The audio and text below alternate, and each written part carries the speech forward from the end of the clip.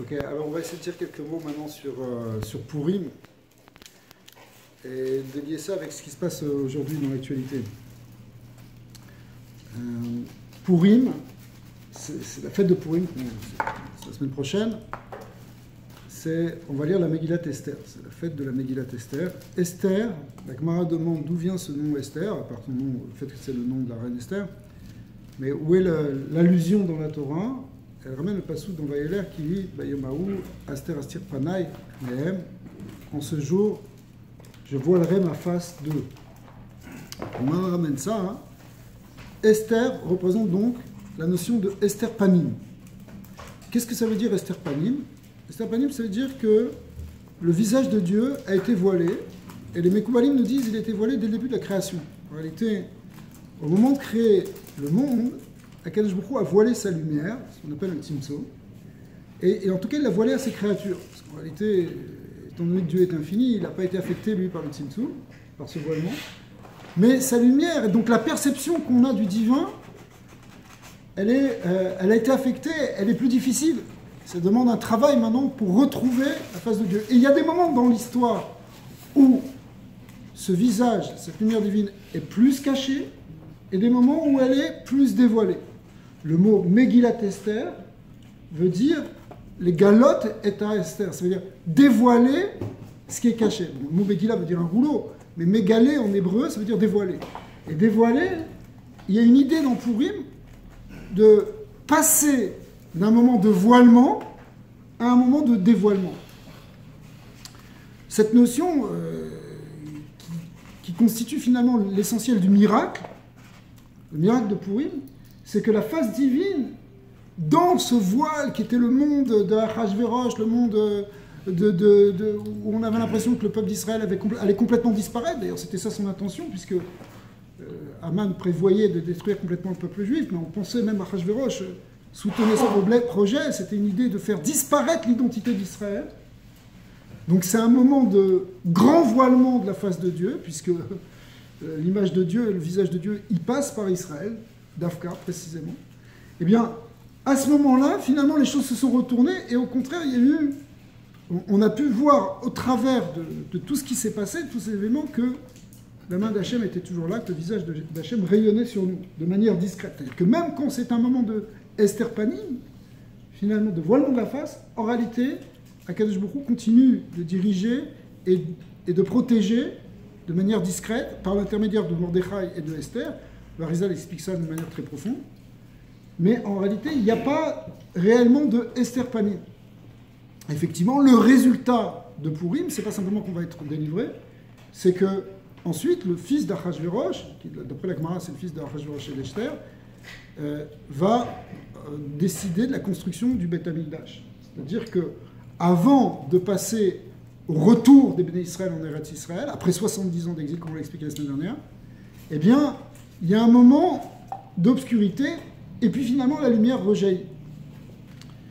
Et ça, dans l'histoire, le peuple juif, il a traversé plusieurs fois des moments de Hastara, des moments de Esther Panim. Et comme on dit dans la chanson, Afilou be Hastara, Shbetor Hastara, même dans le moment le plus obscur, Akadosh Baruch Hu, il se tient là, il est Omed, et en fait, il continue de diriger. Ça, c'est le secret de Purim. Aujourd'hui, on a l'impression que le monde, il est rentré dans une peur, panique énorme, à cause des virus, du virus du corona, etc., qui fait que on a l'impression de rentrer dans une astara, on se dit, ouais, qu'est-ce qui va se passer, où le monde va aller, l'économie est en train de se bloquer, tout est en train de s'arrêter, les médias ne parlent que de ça, les images sont effrayantes, les chiffres sont sans arrêt mis à jour d'une manière dramatique. Mais d'abord, il faut complètement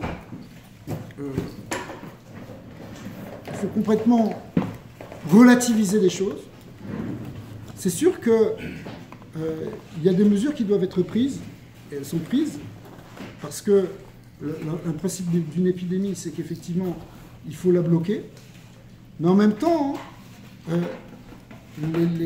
les conséquences pour l'instant de ce virus au niveau médical, elles sont beaucoup moins grandes que d'autres maladies qui existent aujourd'hui, d'autres causes de mortalité qui sont beaucoup plus grandes dans le monde, ça c'est évident.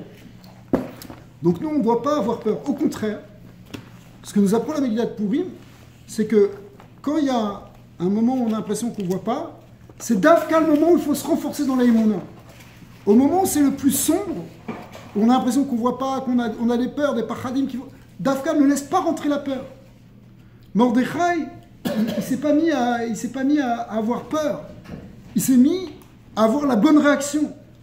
Quoi la bonne réaction? C'est-à-dire qu'il a pris les Juifs, il a commencé à les réveiller, faites tes choix, mais pas en leur faisant peur, faites tes choix, en leur montrant qu'il fallait accepter la Torah, il a réuni des enfants, il leur a fait lire des Mishnayot, des versets, enfin des psukim.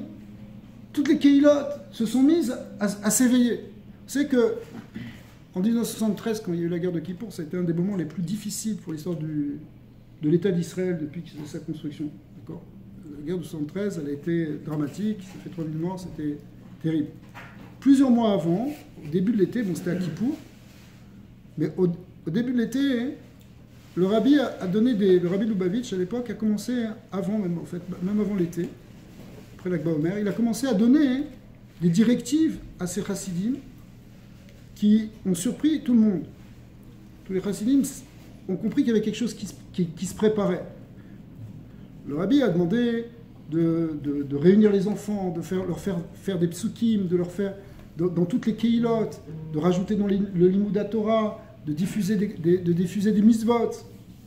Il n'a pas paniqué tout le monde en disant il va y avoir un grand malheur. Mais lui, qui avait un niveau de prophétie, il a vu qu'il y a quelque chose qui arrivait, il a pris des mesures spirituelles, c'était ça son travail, et il a commencé à faire tchouva. C'est pour ça que si on doit faire quelque chose à un niveau rouhani, à un niveau spirituel, c'est ça qu'on doit faire. On ne doit pas être là en train de se paniquer et dire il va y avoir un grand malheur, il va y avoir des millions etc. C'est assourd. Quand, plus tard, dans les années 90, au début, fin des années 80, quelqu'un a commencé, il a dit il va y avoir un grand malheur, il y a une Shoah bête, le rabbi s'est énervé. Une Shoah bête, c'est une seconde Shoah. Le rabbi s'est énervé, hein. Comme rarement il s'est énervé, il a dit c'est assourd de parler comme ça. C'est interdit de dire des choses négatives qui vont arriver. Parce que quand tu dis des choses négatives, ça renforce la chose négative. Au contraire, nous on doit être positif. Pendant la guerre du Golfe, où il y avait une peur, un pachat qui était encore plus grand peut-être que ce qu'on connaît aujourd'hui, d'accord. Tout le monde entier, tous les journalistes, même la CIA ils disaient Saddam Hussein, il a probablement des armes chimiques, ça va être bactériologique, c'est très dangereux, il va y avoir une guerre mondiale, il y a quelque chose de terrible qui est en train de se passer. Et tout le monde avait peur, tous les médias n'arrêtaient pas, c'était sans arrêt. Et le rabbi, à l'inverse de tout le monde, il a dit, pas s'inquiéter, il ne va rien se passer de dangereux, le peuple d'Israël est en sécurité. Il a sorti un enseignement dans Yalkut Shimoni, dans Yeshayahu, qui parle là-bas de la fin du Meler Paras, le roi de Perse, qui vient, qui veut mener une guerre à la fin des temps, qui vient au moment de la Géoula, il veut mener une grande guerre, et tout le monde a peur, il effraie le monde entier, mais le Mashiach monte sur le toit du Beth Amikdash, ce qui est une image, le Rabbi a dit c'est une image, c'est-à-dire qu'il va parler avec une inspiration prophétique, et il va dire, ce Mashiach va dire, n'ayez pas peur, Igi Azman Geoula Techem, Akadosh Baruch Hu est en train de vous préparer votre Géoula, et vous allez voir qu'au contraire, ce roi-là va tomber. Et le rabbi a lu ça, et il a commencé à dire, tous les gens qui venaient le voir, les chassidim leur a dit, vous n'avez pas besoin, à ces chassidim, il a dit, vous n'avez pas besoin de prendre des masques à gaz, alors qu'en Eretz Israël, ils avaient distribué partout les masques à gaz. Après, il a dit, vous ne distinguez pas des autres, mais vous n'aurez pas besoin. Il a prévu que la guerre s'arrêterait à Pourri. Tout ça s'est réalisé. Mais il a vu que, et il a expliqué qu'on est dans un processus de Géoula, un processus où les choses avancent, elles avancent pour le peuple d'Israël. Il ne faut pas croire que ça va être quelque chose qui va être mauvais. Il y a apparemment quelque chose, on a l'impression qu'on rentre encore une fois dans une astara, dans quelque chose, dans un voile, on ne voit pas qu'est-ce qui se passe. C'est une menace. Et c'était une menace qui, logiquement, pouvait être comprise comme une menace. Effectivement, ils ont balancé 39 scuds. Les scuds, c'était des choses qui ont la taille d'un avion. D'accord ? Quand ça s'est écroulé, ça faisait écrouler. Mais il y a toujours eu des miracles. Et tout le monde a été épargné avec des choses complètement miraculeuses. Pourquoi ? Parce que, c'est ce qu'avait vu le rabbi, il a dit, il se passe quelque chose qui est pour le bien du clan d'Israël, n'ayez pas peur. Et effectivement, après ça, un de nos pires ennemis, qui était non pas le roi de Perse, mais ce qu'il a appelé le roi de Bavel, c'est-à-dire l'Irak, il s'est écroulé, il est tombé, il est tombé. Après ça, même Achour aussi est tombé, la Syrie est tombée, la Libye est tombée. Maintenant, c'est l'Iran qui va tomber, parce que, pas qu'on veuille leur mal, mais simplement, c'est eux qui n'arrêtent pas de dire ils vont nous détruire, ils vont nous détruire, ils vont nous détruire. Et il y a un bon Dieu dans le monde. Et ce qui est marqué dans le Yalkut Shimoni, dans ce fameux Yalkut Shimoni qu'avait ramené Rabbi à l'époque, ça parle de la fin du Meler Peras, la fin du roi de Perse, c'est-à-dire de l'Iran. C'est ça qui a été prévu. Et on ne sait pas si toute cette maladie-là, etc., c'est pas quelque chose qui va déstabiliser ce gouvernement, qui va les faire tomber, justement. D'accord ? On ne sait pas comment ça va sortir. Mais dans notre cœur, à nous, il ne faut pas qu'on rentre dans la peur. On voit tous les marchés, ils anticipent, ils font des catastrophes. C'est une grande erreur, en fait. Au contraire, c'est un moment où il faut être mitrazek. C'est sûr que les gens, ils peuvent faire des calculs, il n'y a plus de commerce, etc. Et ça va être bloqué avec la Chine, etc. Ok. Mais tout ça, c'est parce qu'on est dans le voile. Tout ça, c'est parce qu'on n'a pas mis Akadosh Baruch Hu dans le monde. On ne comprend pas qu'il y a un créateur. Les miracles de la sortie d'Égypte, ils nous ont montré que même les virus, ils sont contrôlés par Hachem. Les kinim, les pustules, tout ce que tu veux. D'accord ? Et là-bas, hein, ça s'abattait sur un et pas sur l'autre. Il y a un calcul dans tout ça. Au contraire, il faut être mitrazek. C'est Rabbi Nachman, il dit une chose essentielle. Il dit que le shoresh de la maladie, il vient de ce qu'on appelle le kilkul asimcha. C'est lorsqu'on tombe dans la tristesse, on n'est plus dans le même état de simcha. C'est là qu'on est vulnérable à la maladie. C'est pas les virus qui rendent malade. Est-ce qu'on est fragilisé ou pas? Alors si on a peur, c'est-à-dire qu'on est dans le contraire de la Emouna, on se fragilise. Au contraire, il ne faut pas avoir peur. Toute l'idée, c'est qu'il faut être mitrazek, il faut se dire non, on va traverser ce rocher, cet écran, et on va voir que derrière l'écran, ou à l'intérieur même de l'écran, il y a le bon Dieu qui est là. D'accord? Ça, c'est comme ça c'est la vraie attitude des ministres. Et ça, on l'apprend de Pourim. Pourim, on a l'impression que la menace, elle était complète. Vous savez que quand il y a eu l'édit qui a été donné par Haman, Haman, il a reçu le sceau d'Achashverosh, Sabak, c'était un sceau pour sceller les décrets, donc il avait un pouvoir absolu, maintenant il pouvait décider ce qu'il voulait. Et quand il a décidé d'anéantir le peuple juif, c'était en réalité la date qu'il avait faite, qu'il avait tirée au sort, qui tombait pendant le mois d'Adar. C'est ça le mot Pourim, Shem HaPour. Le pour, c'est le tirage au sort. En réalité, il a fait ça, c'était au mois de Nissan. Donc ça veut dire 12 mois avant le mois d'Adar. Le mois d'Adar, c'est le 12e mois à partir de Nissan. Et pourtant, quand Mordechai a commencé à réveiller tout le monde et qu'il est allé envoyer un message à Esther, il a dit à Esther, Esther, elle a dit, vous allez jeûner pour moi, vous allez jeûner 3 jours. Alors ces 3 jours, ça tombait pendant le premier jour de Pessah. Or, le premier jour de Pessah, c'est... Normalement, on ne jeûne pas. Au contraire, il y a une mitzvah d'Eoraita, une mitzvah de la Torah, de manger soit le Korban Pessah quand on peut le voir en Eretz Israël, soit, en tout cas, la matzah.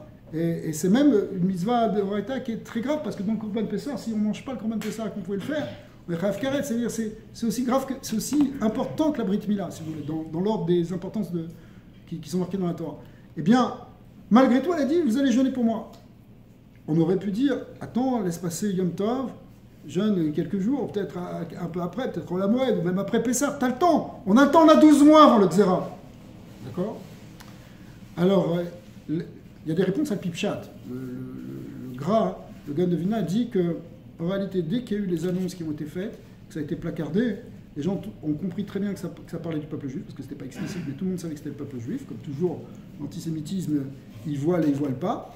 Et donc, il y a des pogroms qui avaient commencé. Ils ont dit, ouais, on va pouvoir, venez, on s'éclate, on va descendre dans ce village. Okay. Alors donc, il y avait une urgence. Ça, c'est le pshat. Donc, il fallait jeûner tout de suite. Mais il y a quelque chose d'un peu plus profond. C'est qu'en réalité, vous savez que tout Pourim, ça aboutit à quelque chose ça a amené une nouvelle relation avec Dieu. La Gemara dit Kiblouv et Kiimou, ça nous a amené une nouvelle Kabbalat Torah. Jusqu'à présent, on avait reçu la Torah, mais un peu contraint, c'était encore un peu Ritsoni.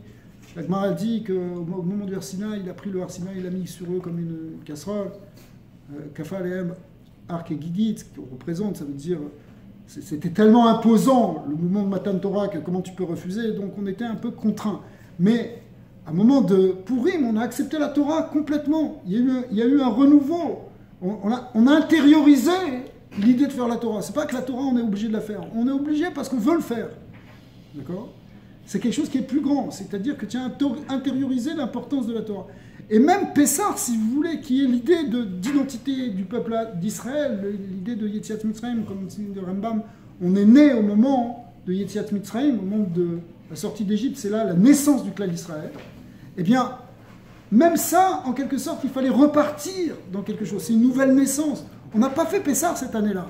On n'a pas fait Pessah parce qu'on était au-dessus de Pessah. On était dans une nouvelle relation avec Hachem. On va tout recommencer maintenant.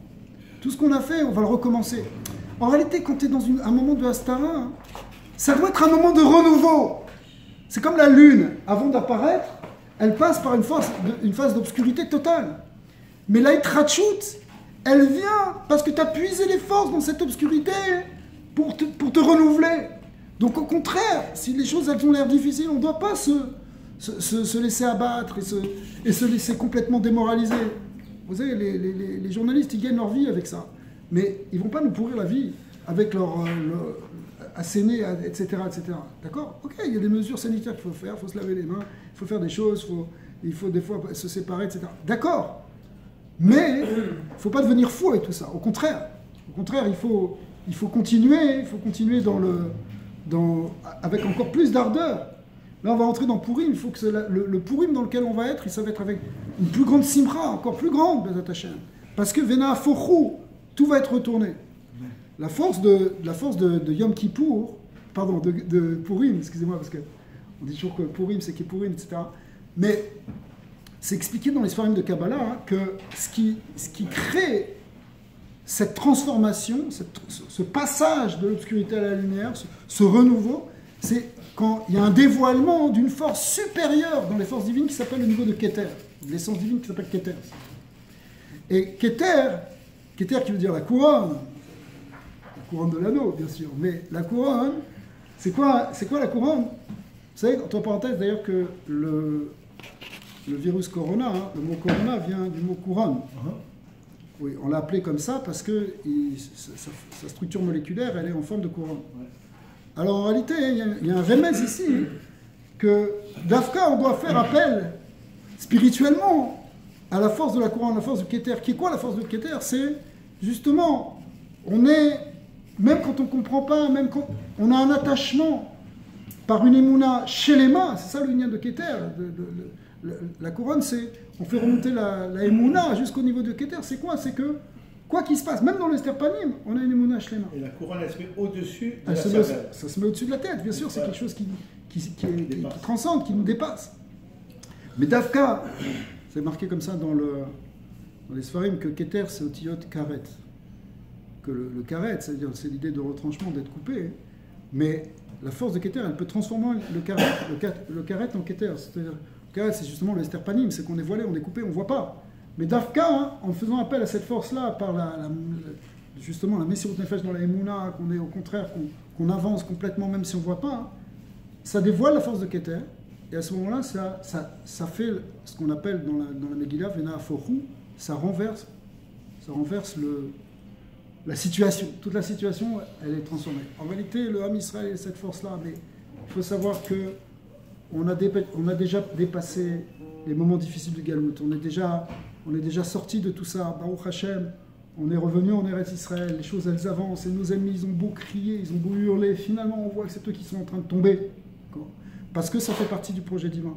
Donc au contraire, on ne va pas se laisser enfermer. Toutes les attaques de la Sitracha, on n'en a pas peur, même si elles prennent la forme d'un virus ou quoi. Nous, on sait que Hashem, Akadosh Baruch Hu, il va nous protéger, il va au contraire transformer les choses et ça va amener un grand Kiddush Hashem pour tout l'homme Israël et que ça va ramener en réalité la Shrina Bezat Hashem en Eretz et qu'on va avoir la Géoula Shlema.